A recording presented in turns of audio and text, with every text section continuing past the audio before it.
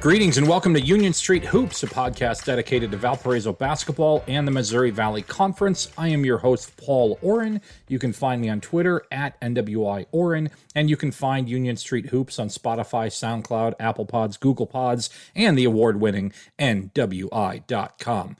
Thanks for being here, everybody, and I'm grateful to be back here. It's been a little bit. It's been about a month, as a matter of fact, since we had an episode of Union Street Hoops. Kind of evaluating how I want to go forward with this. I will tell you that I've got some good stuff planned for the next week in terms of the podcast. But just trying to figure out kind of where the podcast fits, how it goes. Not having a co-host, you guys know that has been kind of difficult, and sometimes it's just me sitting there ranting. I like when I can get some guests on. I do have Wyatt Wheeler, who covers Missouri State, going to be joining in a little bit to talk a little bit about the first round of Missouri Valley Conference, some expansion things, where Missouri State fits into that, a little bit about Donovan Clay, and kind of some of our thoughts about the obvious natures of the Missouri Valley Conference and the way that people always make sure they let us know that Larry Bird went to school at Indiana State, like we'd forgotten. Wyatt and I have a good time. I really enjoy Wyatt. I really enjoy a lot of the reporters that cover, really all of the reporters, not just some of them, that cover the Valley. I do want to say officially farewell to Todd Hefferman, who covered Southern Illinois and who ultimately is pivoting away from journalism and to do some sales job. Always enjoyed Todd, great guy, fun to see him at games, and a really passionate reporter for what he did. We've lost a lot of guys out of the Valley, even in the short time that Valpo's been around. Reporters that have been there. Dave and Kirk, the guys at Bradley, they both have kind of stepped away, retired. Dave Reynolds, really one of my favorite people to be around, and again, someone who just had passion for doing this. I had a chance to see Todd Golden the other day. I'll reference this on the podcast. He was in Valpo for the Indiana State NIVC match. It was great to see him for a little bit, and I look forward to seeing him in January, as well as I look forward to seeing some of the other guys that are out there, Wyatt, Jim Benson, and just a couple of the other really good reporters that are out there. It's a good fraternity to be a part of. I enjoy seeing all these guys. But also it's a bit of a bummer when, last year we couldn't see them as much, and also just the way the industry is turning and less and less coverage opportunities for a variety of reasons. And again, there's a lot of inner reckoning that I've got to do with myself to figure out the future of this podcast and the future of everything. So to that end, let's talk about some Valpo basketball. It's been 8 games, and what do we know now about Valpo that we didn't know at the beginning of the season? Well, I think every player out there comes with some questions and also has come with some answers, some new revelations, right? Looking at a guy, one of the guys that we figured would take a big leap this year, Sheldon Edwards, has done so a bit offensively, although, he has taken 88 shots so far. He's only shooting 36%. The offense has not necessarily been where we all thought it might be with Sheldon Edwards. He does, again, he's only shooting 36% from the floor. Now he's shooting 32% from the three-point line and under 70% from the free throw line. Where he has really taken a jump, though, has been his defense. He has 15 blocks, which is already double what he had last year, and it's nearly half the amount that the team has. The team's got 32 blocks. He's got 15 of them. He also has 11 steals right now. And so Sheldon Edwards has turned into an excellent defensive player, albeit with some struggles on the offensive end. Now, there are games when he is electric, and there are games when he is not. And but defensively, he has been very, very good. Look at a guy like Trevor Anderson, who is averaging 11.5 points a game and has become a steadying force. He looked really good against Stanford, had a couple of good games in the Bahamas, and then he looked good at times against Drake. The first half he didn't do much, second half he shined. And here's a guy who is shooting about 35% from the three-point line. He's 94% from the free throw line, and he is second on the team in rebounds with 5.8 rebounds already. Now he's got 44 defensive rebounds, which is 7 more than Kithier. He leads the team in defensive rebounds. So his defense has been doing well. 18 assists to 7 turnovers. Now, one of the things that Valpo has struggled to do is defend the 3-point line. Now opponents are shooting 35% from the 3-point line. They've knocked down 64. Valpo has knocked down 63, although Valpo has taken something like 17 more 3-point attempts. So again, Kevion Taylor is another guy who he's shooting 35% from the 3-point line. Valpo as a team is shooting 32%. Kevion Taylor, as a matter of fact, it's interesting to kind of read the internet and read the message boards and read the Twitter about Kevion Taylor as a guy who, he's averaging 10.5 points a game. He's one of 5 guys in double figures for Valpo. And at the same time, it's like you see some people are saying he needs to play more minutes, less minutes. He shouldn't be shooting as much. He's a complimentary piece. I saw Alec Peters at the season opener. I think it was against Toledo. I think that was the game that I saw him at. And or maybe it was, I think it was the Toledo game. And he said to me, he goes, Kevion Taylor's a player. He needs to think of himself as the go-to scorer, not a complimentary piece. Just kind of an interesting way to look at it. A couple of the other players that have been primarily in the starting lineup, you look at Aaron Gordon, who just has not added anything offensively in terms of scoring, right? He's got 17 points in 180 minutes. But, when I asked him before they went to the Bahamas about that, and he said, maybe it's not my role to score. Now he's shooting 27% from the floor, 27% from the 3-point line. He's gotten to the free throw line 1 time, but he does have 4.5 rebounds a game. He does have 11 assists. He does have 4 steals. He's doing a lot of the other things that are out there, but he's just not bringing anything offensively to the game right now. And that becomes an interesting question about where this team goes. Now, when Kobe King becomes eligible in a couple games, it's and they've got really one more game without Kobe King, then here we go. It's go time. And where does Kobe King fit into this lineup? That becomes a very big question, right?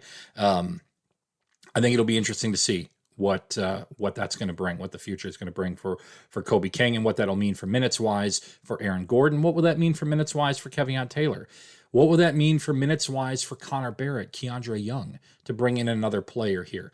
And I want to talk about Keandre Young for a second, because there was a time when it looked like he was going to redshirt. And now, because of the injury to Crickey, Keandre Young got an opportunity to get in there, and he has had some ups and downs, right?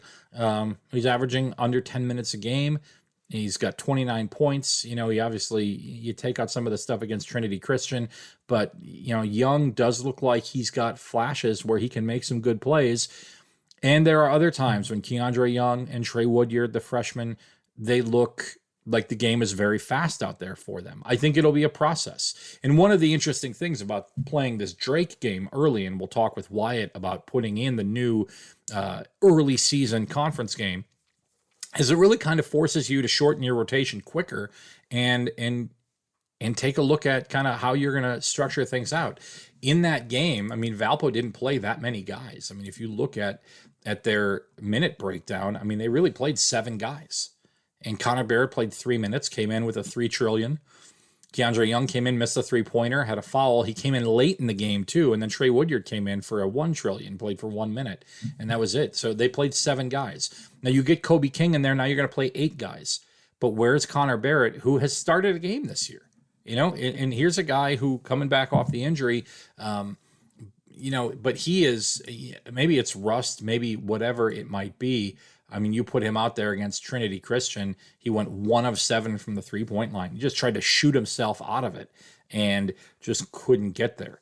Again, in that game, you saw Keandre Young, had 13 points. But now I want to get to the 2 players that really the season has kind of revolved around so far, and that's Ben Crickey and Thomas Kithier. Revolved around Crickey in both his absence and his presence. First 3 games of the year, Toledo, UIC, Stanford, Crickey not out there. Stanford, it was a bad game. But you put Crickey out there against Toledo or UIC, I think Valpo wins. And I really wish that Valpo would have knocked off Coastal Carolina so you could have seen Valpo play Toledo with Crickey. That would have kind of showcased some things. But Crickey, in the 5 games he's played, is averaging 17.5 points a game. Is not getting a terrible amount of rebounds. And last night, I'm recording this on Friday afternoon, last night against Drake, Crickey looked gassed for a lot of the game, right? And or especially in the second half. And it just looked like, man, what, it's again conditioning and the ankle and being out and everything. He's going to round back into shape as well. Thomas Kithier is a guy who was a world beater without Crickey on the floor and has been kind of more of a complementary piece once Crickey has come back. Interesting to see these two guys kind of play with each other and how it's worked. And they have not, it's been, I have to look at all the minute breakdowns, but it's not like they've been married to each other on the floor. A lot of it has been kind of spacing out lineup rotations to have at least one of those guys on the floor at all times. Interesting to see kind of how this will continue to evolve. Kithier is shooting 63% from the floor. He's shooting 62.5% from the floor and 62.5% from the free throw line and 6.6 rebounds a game. He also leads the team with 19 assists. Early, before the games even started this season, I asked Crickey about playing with Kithier, and he said he's such a high IQ guy that he sees everything. He also has 21 turnovers. Valpo has 93 turnovers this year, as do their opponents. 40 of them have come from Kithier and Kevion Taylor. Now, they've handled the ball more than anybody else, but they are the only guys on the team in double-digit turnovers, and Kithier's got 21, Taylor's got 19, so Valpo has turned the ball over. Valpo's also getting out-rebounded by about 2 rebounds a game, and one of the things that just is standing out to me, too, is yesterday I looked and watched this game against Drake, and I went back to rewatch the first half today, and Valpo had 4 assists on 27 made field goals. Now, part of that is because they were able to get to the basket, get the ball inside to Crickey, and let him do some work, and so that's where they scored a lion's share of their points in the paint. But, you got to distribute the ball better, and a lot of that is you got to shoot three-pointers better. And Valpo shooting just 32% from the three-point line, whereas their opponents are shooting 35%. Valpo's only gotten to the free throw line 108 times. Their opponents have gotten to the free throw line 23 more times at 131, and they've made 12 more free throws. So again, I'm just kind of looking at all these different numbers here to try to figure out where they're at. Valpo's 3-5. I think if you would have told me at the beginning of the year, asked me about these first 8 games, I would have said Toledo and UIC were wins. Stanford was a loss. The Coastal Carolinas, who they're supposed to play in the opener, and I thought that was going to be a coin flip. And then they got rearranged because Abilene Christian had to drop out of that tournament. And I figured that Valpo against Jacksonville State, because they were 0-3 to start the year, I thought that might actually turn into a loss. And Valpo pulled that one out. And then I thought, okay, well, they did that. I think they'll probably beat Coastal Carolina. And they fell short in that one. And then I was sure they were going to lose to Tulane, and Valpo wins that one. And then I was sure they were going to probably fall at Drake. That's a tough place to play. So I think coming in, these first 8 games, I envisioned Valpo probably being 5-3 as opposed to being 3-5. And I think if you put Crickey out there for those first 2 games, I think Valpo is 5-3 instead of 3-5. So I know there's been a lot of sky is falling talk about Valpo, and there's been a lot of questions about the team. I think they're pretty close to where we thought they might be. Right? They won 2 out of 3 in a decent tournament in the Bahamas. They beat their non-D1 like they're supposed to. And really, it's the Toledo and the UIC games that really stand out to me as kind of the question marks. But again, they didn't have Ben Crickey for those first 2 games. And they didn't have Kobe King either. And they didn't have Kobe King against Drake. This season, and I know that I'm going to get just drilled for saying this, but this season in a vacuum does feel like a little bit of a work in progress. Now, I know that Valpo fans don't want to hear that, and I'm kind of sick of saying it, to be honest with you, because I am kind of done with the work in progress garbage, right? But it's what it is, right? At some point, you want Valpo to turn into a team like Drake that has got a group of guys that played together for a long time. And I don't know if that's going to be a rarity now to see that the Drakes and the Missouri States and the Northern Iowas and the Loyolas of the world. I guess it's not a rarity when 40% of the conference brings back all these guys. When Valpo was making their runs to the NCAA tournament, obviously it was a different era of college basketball. That's to be understood. But even with the Alec Peters group, they brought in a group that grew together with Peters and Jabril Adekoya and Lexus Williams and Matt, or the group before that with Brokoff and Matt Kenny and then the transfers they brought in, but multi-year transfers that they had. Vashiel was in there. They grew together. They got to play multiple years together. And Valpo just hasn't really had that opportunity to do that. And I don't know that they're going to get that opportunity with the current roster the way it's set up. Obviously, that's the idea of getting Keandre Young on the court now and getting him out there with Sheldon Edwards and getting some of these younger guys some time. But, Kithier will be here for another year, and Kobe King may be here for another year, and Crickey will be here for another year. And so I guess you'll see this grow together. But and then as I say all that, I look at a team like Northern Iowa that has played together for a long time, and they lost their opener in Valley Play to a Bradley team that has thrown some pieces together here. And Missouri State lost their opener to an Illinois State team that has thrown some pieces together. And so I don't know. I think it's way early, way early to kind of hang the results of the opening week of conference play as an indictment of anything. But, and now Valpo's going to have another handful of games before conference play really starts. They got a bit of a preview of it. At Western Michigan is a game they should win. This is a game that Valpo should win, right? And then what I think is a really important stretch for Valpo, really, really important stretch here, is the next 6 games are all at home for Valpo, which means they don't have to go anywhere. And they get to not only concentrate on playing games, but they get a lot of practice time. So Tuesday, they're going to play East-West University. And that game will be done. And then they ramp up for Charlotte.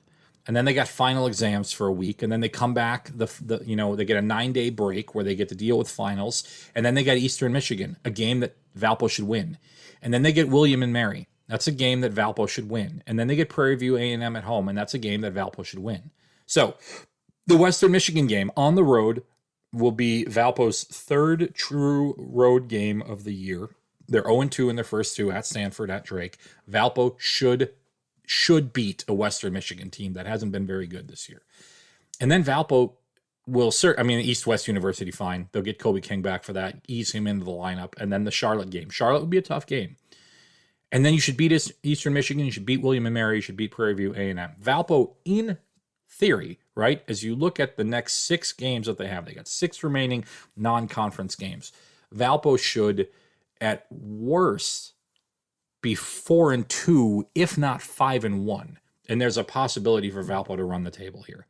Anything short of 4-2 feels like a problem. Okay, maybe they lose at Western Michigan because of the fact that that's a road game, and road games are road games. And then Charlotte could be tough, but I got to think Valpo's going to win these other games. And, I'll also tell you, I haven't done a ton of research on Eastern Michigan, William and Mary, Prairie View, and A&M. But home games around the holidays, I feel like these are games that Valpo should win. And then that'll ramp up to January 2nd when Illinois State comes to town for the conference opener. And so I think Valpo has got a good stretch of games coming up here where they can stack success, where they should be able to illustrate that their talent is starting to gel together. They're playing well together. Matt Loddick the other day, I asked him about playing Drake, and he said, look, the reality is it's December 1st. That's when I interviewed him on Wednesday. He said, it's December 1st. And he goes, are we a better basketball team than we were a month ago? Absolutely. And he said, and will we be a better team in January? Absolutely. And so now it's the process of getting to that point. So to that end, this is the last Kobe King free podcast that we're going to do because he'll be back. Looking forward to seeing Malik McMillan on Sunday. Valpo at Western Michigan should be a great kind of a great reunion there. Valpo at Western Michigan. And then next week, let me tell you, next week I got some fun planned for you. One podcast topic that's going to come that has been years in the making. I'm just going to say that the guests not necessarily years in the making, but the topic in and of itself years in the making. So really looking forward to that. And then a week from today, December 10th, right now on the schedule, an amazing podcast is coming up a week from today. I can't wait to share it with you. I can't wait to be part of it. It's going to be fun. A week from today, December 10th, huge Union Street hoops coming. That's all I'm going to say for right now. Whet your appetite a little bit. I'll throw it over to Wyatt Wheeler. I like Wyatt. You know, Valpo doesn't play Missouri State for until January 15th, so a long time from now. But much like Valpo, having some struggles and having some people kind of being frustrated about it. Missouri State's in the same boat right now, and I wanted to talk to Wyatt about that. So here you go. Thank you all for listening. We got Wyatt, and then we're going to fade to black, and I will catch you all next week. All right, we've got Wyatt Wheeler from the Springfield News Leader here. Wyatt covers Missouri State. Wyatt, one Missouri Valley Conference game in the books for everybody. Is the sky falling in Springfield? Missouri State loses? You would think so. Good Lord, man. It's everybody's turning on each other. Fans are fighting with fans. Fans are fighting. Players are calling fans out, and that's what a lost Illinois State will do to you. The first place Illinois State Redbirds, might I add. So the sky is definitely falling at a 4-3 record at the moment. Yeah, it's overreaction. I don't know what day people are going to listen to this, so we'll just say overreaction Monday because that's what we do in the NFL. And you know, I'm a Packer fan, as you know, and they got their butts handed to them in week 1, and everyone said they were finished. Justin Fields threw for one total yard in his first start, and everyone said he was a bust. And I dare say the Packers are fine, and I dare say that Justin Fields is going to be just fine. I guess, you know, all the other non-conference stuff, and we'll get into it in a second, but I saw your tweet, which is why I wanted to reach out to you. Like, what's the temperature? I mean, people are just throwing barbs at each other on Twitter right now. Oh man. I mean, it's, they want Dana fired right now to save the season. Just a few months after he signed a 2-year contract extension that keeps him here for the next 4 years now. So, I mean, I don't think that's going to happen at the moment. And then a player tweeted out bandwagoners, and that was one of the guys that's one of the that's one of the walk-on guys at the end of the bench. And then he tagged Isaiah Mosley in it, and Isaiah Mosley tweeted back in agreement. So, I mean, you have your best player agreeing that Missouri State fans are bandwagoners. You have Melvin Ibankoli. He's on the Bears. He's a Bears sophomore. Was a surprise that he wasn't redshirting this year because all the other sophomores are. He's not going to get that much playing time. Hasn't played a minute yet since deciding he's not going to redshirt. When Missouri State's official Twitter account tweets out the final score of the Illinois State loss, here comes Ibankoli's family's Twitter account that just tweets in all caps karma. So, I mean, you got family turning against Missouri State. You got the fan base starting to turn. You got some players that are upset with some fan stuff. And then, so it's and they're 4-3. Each of these losses have been by 5 points or less.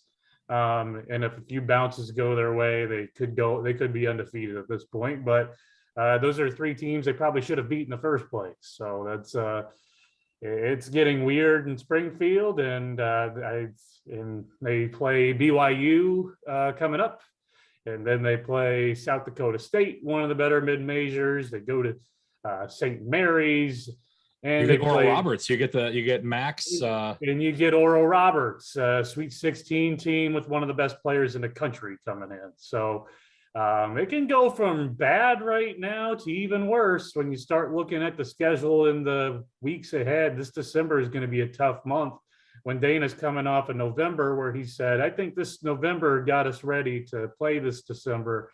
And then they go choke a late 9 point lead against the team picked to finish last in the Valley, and then gets beat by them in overtime. So, It's yeah. interesting, and again, Valpo and Missouri State aren't going to play each other for a long, long time. But one of the things I always find interesting about Missouri State is in the 4 years that I've been around the Valley, in the years that they're picked to finish high, they finish low, and the years they're picked to finish low, they finish high. And as a reporter, I think that's just got to be fun and maddening all at the same time. So you never really know. How's Donovan Clay doing?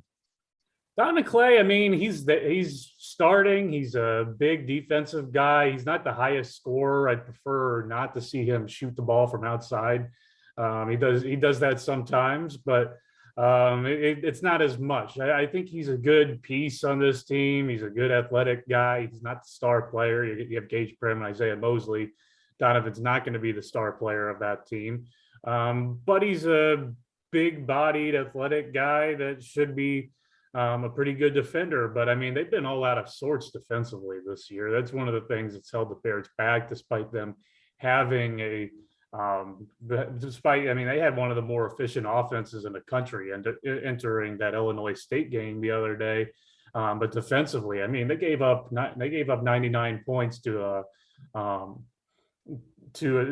SEMO team that almost lost to NAIA Missouri Baptist recently. So you kind of look at that and you're just like, okay, where's the defense isn't looking that good. But I don't think there's any complaints about Donovan really in the way he plays. Right now he's a 49% shooter. A lot of that's coming from the inside, 4 of 11 from 3. So he's kind of toned back on taking some of those as we might have saw opening night, but the way the Bears offense plays, he's allowed to play some of that guard spot because a lot of it's just kind of going through Gage at the middle and a lot of cuts and everything to where Donovan can have that. It's just a matter of defending, and the whole team hasn't really been that good at defending. Yeah, it's interesting to kind of just take a look at how he's kind of moving into that team. I watched a little bit of the game. He was defending a lot down low, which again, I got the sense he wanted to be more out on the perimeter, but he's a scrapper. He's a player. I wanted to ask about Dana for a second. I tried to get Loddick the other day to get into this. I asked Matt about playing a conference game in December, and Matt kind of said, what, it doesn't matter. What am I supposed to do? We all have to do it, yada, yada, yada. I could tell from his tone that he wasn't a fan, but he played the Valley Company line. Dana, I think, has been pretty outspoken about this, right? Like and I can only imagine losing is only going to make that more prevalent. What was his take on playing a conference game, 6 games into the season, basically? Yeah, Dana's been against it. He's been outspoken against this since the schedule was announced. So that's around August to where we're saying, hey, this Valley game in early December, well, what the hell? and he's just like, yeah, I don't like it. He said that the Valley was trying to create an open date in the end of December where they thought they could get bye games, or a few teams thought they could get bye games for that. When so happened that Missouri State was trying to get a bye game for this early December date to where they could have been paid money to go play another team. So instead of that, they get this Illinois State team early on, a team that they should have beaten, a team that when you look at the Bears' expectations compared to the Redbirds, that's a game that you circle as a must win, and they didn't win. But Dana was really not really, I mean, he never took the company line. He was just kind of like, this was a bad idea. I didn't like this. And it's come out that game that they were trying to get for this early December date was Baylor. Defending national champions going to Baylor. You're going to get some money there. You're going to get flown out there and everything. But Missouri State had to scrap that to play a Valley game. And instead, they're going to play. They couldn't find a game at the end of December to get that bye game like the rest of the Valley thought they could get, when the rest of the Valley didn't really get anything too impressive.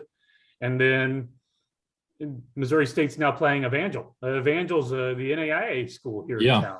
So you're instead of getting the money to go play the national champions, you're playing against the in-school NAIA team, where you could have been getting money, and now you're paying like $2,000 so you can pay for them to drive across town. So it's I know that's incredibly frustrating. I don't blame him. I think I respect that he's been able to just kind of stand his ground there, and he hasn't been. He was one of the lone. He said there might have been one other that voted against it, but he's like, I don't care. I was the only one if I had to be. So then we joke a lot on Twitter about the Valley, right? About did you know Larry Bird went to Indiana State? What? You know? Who knew? What? He did. Did you know that Sister Jean was a thing at Loyola? I don't know if you've heard this by now, but Loyola isn't going to be a part of the Valley next year. I know. Wow. Not going to be a part of the Valley. So, I mean, Sister Jean is going to have to go over to the A10. And I've never heard this before until the other day when I was covering Missouri State. But Isaiah Mosley and Jamonte Black went to the same high school. They went to the same high school. Do you know that 3 guys on Valpo's team went to Wisconsin? What? It's so fun to me to see kind of how the Valley gets looked at, you know, and Wyatt, I know that I'm a little bit older than you. Valpo was the king of this every time from 1999 until, I mean, maybe even today, right? I think the game the other night against Drake might have been the first time in a long time that they didn't show Bryce Drew's The Shot from the 1998 NCAA tournament during the game. Now, when Bryce Drew was the head coach, it always made sense, right? But it's just interesting the way that people fall back on these things. The Valley is going to change, though. Loyola is on the way out. Belmont's on the way in, and there's a whole cornucopia of other schools that are being linked to the Valley right now. From stuff like UIC in Chicago to UT Arlington and Dallas to maybe UMKC to maybe Nebraska Omaha. Lord knows what, you know, in other schools we've heard out there. What's your take on all of this? And especially being in Missouri State with Kansas City being a possibility, I'd imagine that Missouri State enjoys kind of having the conference to themselves in the state, correct? They do. And I can't imagine UMKC getting in as long as Missouri State's in this conference because Cliff Smart, the president of Missouri State, running the expansion committee, just kind of going from school to school, exploring all these different options. Missouri State wants to be the only one. They like having the alumni support from Kansas City. They like they like it when they can crack a Kansas City Star headline because of something they did instead of just kind of a regular game against UMKC. So Missouri State, I can't imagine Missouri State really going for that. And UMKC probably also seems at the lower tier of that as well. So I think that plays in their favor when you look at, I believe they're playing their home games right now in a recreational center that seats 1,500. Yeah. So, I mean, they're playing where the frat kids are playing on every other night. I can't see UMKC. Illinois Chicago is the one that I heard just kind of a week or so ago, leading up to the CBS Sports Report here recently, that Illinois Chicago is the one that's picking up steam. It's very diverse. You're bringing Chicago back in. You're not losing Chicago. You look at their budget compared to some of the other Valley schools that are public, and it's a similar budget. It's I believe it's above Indiana State, and just kind of in that lower tier, but on par with some of what you see in the Valley. So that one, I think, is making more and more sense in a way. I don't know if sense is the right word, but it's something that's picking up a little more steam. I know that the UIC hopes to have the Valley on campus sometime this month. And then you look at Murray State's always the one that's going to float out there. That's right. That's the one I was. Yeah, that's the one that's been float out there ever since Valpo's joined. And Really, I wonder how much the league kind of regrets that, considering that Murray State was able to put together that little run with John Morant, to where the Valley missed out on having that exposure. So I don't know if regret's the right word there, but that's something that kind of hangs over that, to where Murray State, it seems like the logical mid-major type Valley type school. It's just the market's Murray, Kentucky. There's nothing else around there. It's not the highest. It's not the most highest income place in the country. It kind of falls in line with a lot of just kind of those Ohio Valley schools, kind of in that region. So I don't know. I think I've heard that the Valley wants to get up to 13 or 14 teams. So if these are their options, that's what they're gonna go after them and make sure they're not gonna go down to tank if they were to lose some of these teams. I know Missouri State's been one that people are afraid of. I don't think it's gonna happen right now. Well, that's what I wanted to ask you about this too, Yeah. because I thought it was interesting that Cliff Smart again is kind of heading up the expansion committee while we're hearing rumblings about this. And I think if there is a reason why Missouri State would go, and this starts to get beyond my Valley experience, is a lot of the Missouri Valley Football Conference stuff, which I mean, Valpo has a football team, but they don't play any Valley schools, right? So I don't pay attention. I saw Todd Golden the other day. He was here for a volleyball tournament at Valpo, and we were talking a little bit about football. And I'm like, I don't even think about that, right? So like, how important is kind of Missouri State's football in regards to maybe looking somewhere else? Well, that's the driving force of this. It's always football with this conference expansion, except for the Valley's case, because when Belmont was able to add on to a pretty strong basketball conference, and Loyola's being able to move to a pretty good basketball conference. But if Missouri State's going to make a move, it's going to be because of football. And Missouri State, I mean, is only just starting to get a taste of football success. 2 seasons under Bobby Petrino, both seasons ended playoff appearances. And before that, the Bears had gone 31 years without a playoff appearance. So it's been dreadful. I mean, it was 1-10. It was a 1-10 team, and some of the worst days in program history before Petrino got here. So Missouri State, this administration is really getting their first taste of success, and they're starting to see what kind of what they're trying to see, what kind of rewards they could get. What can take the university to the next level. And FBS football is a part of looking at that, just because you know how much some of the money comes into that, with bowl games, with streaming and television payouts, and just all of that they're not getting right now. And it's not as big of a just looking at the success of the programs. It's more seeing where does your school fall in line with a lot of these other schools when it comes to this. So Missouri State's budget kind of does fall in line with some of the Conference USA schools, but does Missouri State help bring that to another level? Is Conference USA a conference you want to jump into when it hasn't been very stable and everybody jumped for the Sun Belt for here recently? So I think it's something they're going to continue to explore. They're going to continue to invest in, especially they're looking into a $20 million project at the football stadium to build a big facility with offices and club seating and everything. So they're going to continue to try to get those facilities up to par, to the point where if somebody asks in the future, Missouri State, you ready to go? They'll be ready and say, hey, we got the facilities. And they're starting to build a pretty good program to the point where they can maybe go compete in some of this. So I don't know if it happens now. There's a lot of work that has to do with that stadium, a lot of facelifting.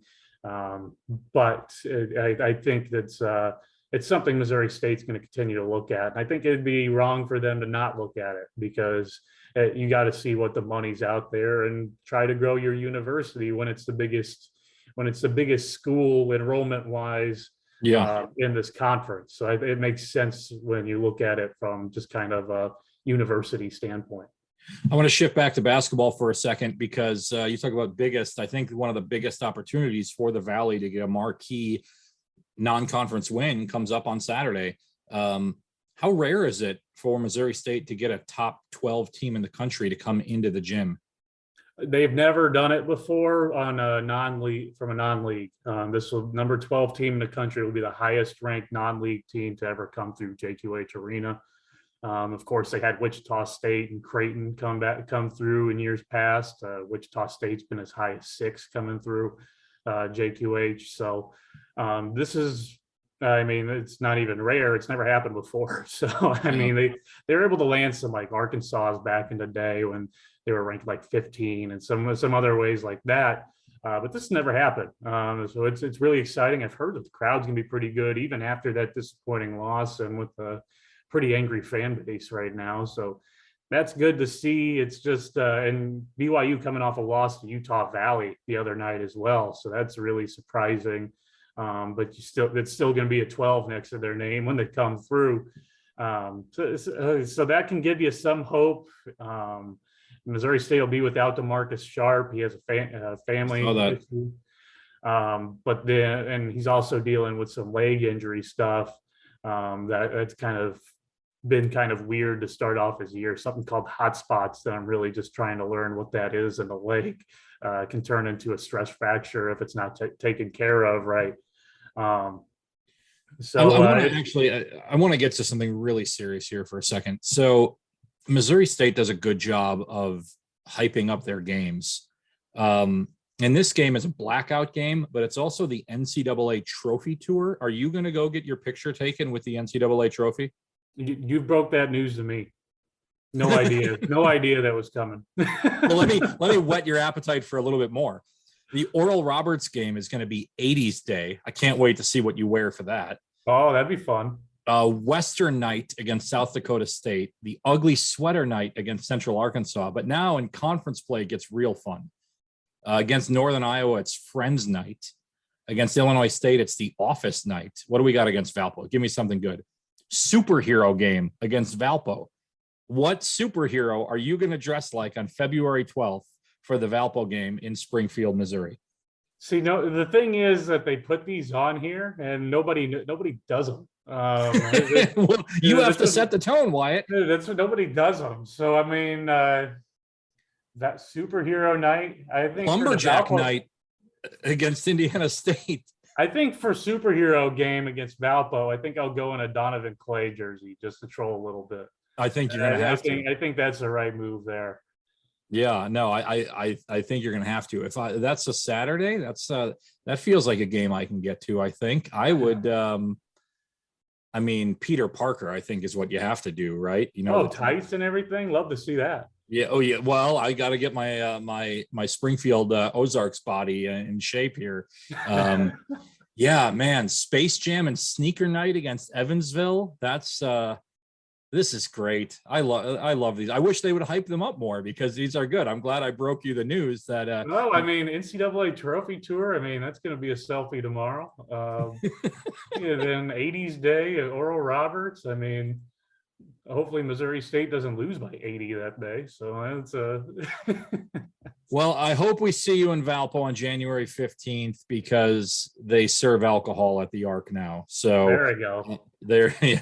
So for the Donovan Clay revenge game, you can have a Michelob Ultra while you type up your story in the media room after the game. No, I think I'll need it after that one. If the season goes the way it's gone so far, and with the anger people are having, I'm going to need to.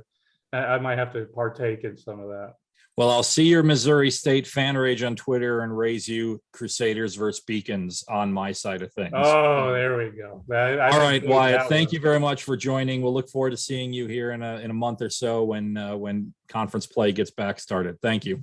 Bring back the koalas. That's what I'm talking. Let me in that conversation. Absolutely. Absolutely. Thanks, Paul.